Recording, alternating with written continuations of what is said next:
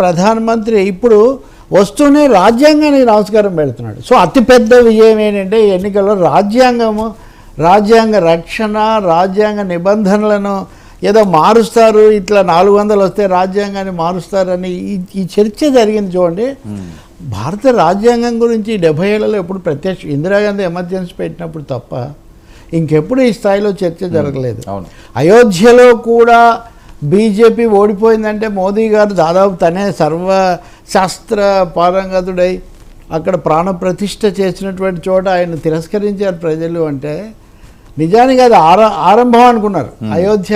కాబట్టి భారతదేశం చాలా విలువైన పాఠాలు నేర్పింది. అది మోదీకి కూడా నేర్పింది. అందుకే ఆయన ఈసారి రాజ్యాంగాన్ని మొక్కి నేను రాజ్యాంగానికి విధేయుడిగా ఉంటాను, ఇంకా మీరెవరు ఏమి మార్చేస్తానని మీరు సందేహించిన అవసరం లేదన్న పద్ధతిలో ఆయన చెప్తున్నారు. వాజ్పేయిని తలుచుకుని వాళ్ళని చనిపోయిన వాళ్ళనే తలుచుకున్నాడు. నిజానికి నితీష్ కుమార్, చంద్రబాబు నాయుడు వీళ్ళనేమో ఇంకో కాంటెక్స్ట్లో గుడ్ గవర్నెన్స్.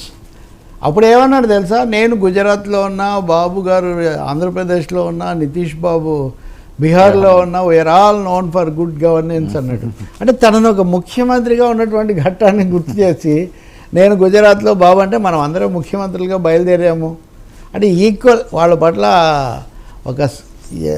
మనం అందరం ఒకటే అనే ఒకటి. ఇంకో మాట అన్నాడు, పార్టీలు ఏవైనా సరే చిన్నవైనా పెద్దవైనా మాదే సర్వస్వం అని మేము అనుకోము, అందరినీ కూడా మేము సమానంగా చూస్తాం ఈ పద్ధతిలో చెప్పాడు. కాబట్టి ఇవన్నీ అయితే మీరు అన్నారే వాళ్ళిద్దరికి పడదు అది ఇది అని.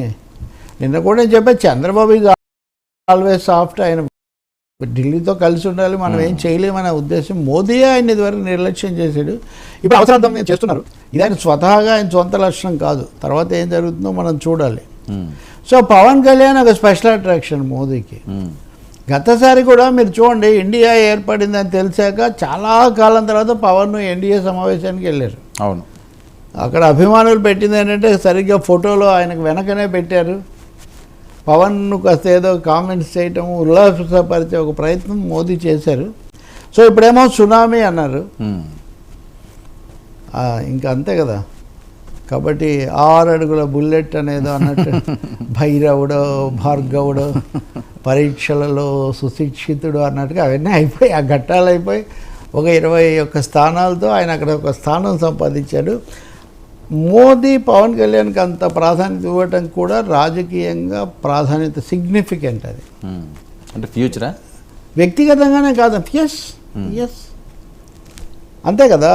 అతను పవన్ కళ్యాణ్ ఇక్కడ సునామీ ఇవన్నీ. చంద్రబాబు ఏం చెప్పారు, మోదీ గారు 3 సభలు పెట్టారు, అవి చాలా గొప్ప మార్పు తీసుకొని వచ్చాయి, ఆయన ప్రసంగాల తర్వాత మాకు ఓట్లు వచ్చాయి, అమిత్ షా పేరు కూడా చెప్పి ఇంకా మిగతా వాళ్ళ ఊరికైనా మెన్షన్ చేశారు. అంటే మోదీ వల్ల ఇదంతా వచ్చింది ఓట్లు అని చంద్రబాబు చెప్తుంటే, పవన్ కళ్యాణ్ సునామీ వల్ల వచ్చింది అని మోదీ చెప్తున్నారు. సో ఇప్పుడు రాజకీయ నాయకులు ఊరికనే అందులో ఆ స్థాయి నాయకులు ఊరికనే మాట్లాడరు. వాళ్ళు they got their own messages. ఏదైనా అందరినీ కలుపుకొని పోవాలని ఒక అంశం అయితే ప్రస్తుతానికి పాటిస్తారు, అందులో ఇంకేం సందేహం లేదు. ఒరిస్సా కూడా గెలుచుకున్నారు కదా.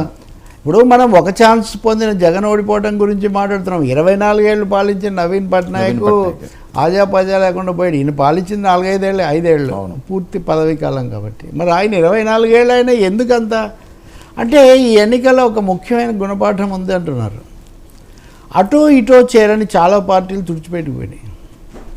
బీఎస్పీ పోయింది, బీఆర్ఎస్ పోయింది, ఇంకా 2-3 అకాలీదళ్,